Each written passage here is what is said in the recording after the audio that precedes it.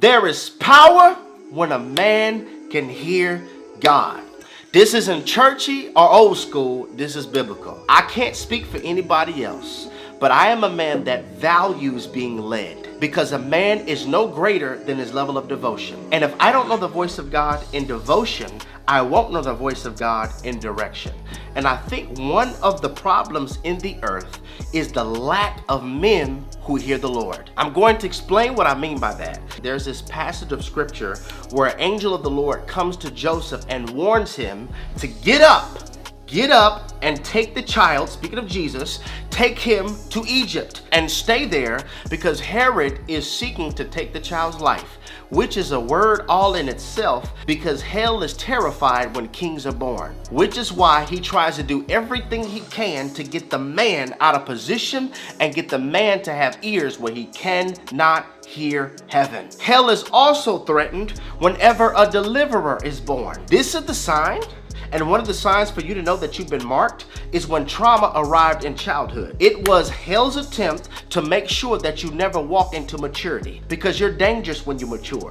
You're dangerous when you respond out of maturity, where you mentally respond and not emotionally react. He does not want us to enter into a place of maturity. So there's this method that he attempted to do when Jesus was born and also when Moses was born. I want to kill them in their infancy so they'll never walk into maturity. I feel like that was an epiphany for somebody. Anyway, an angel came to Joseph and told him to leave.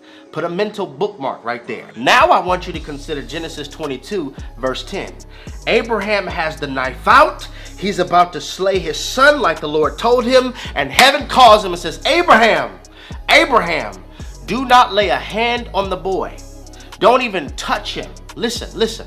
This is what I want you to see. What if Abraham didn't have ears that were able to identify the voice of God?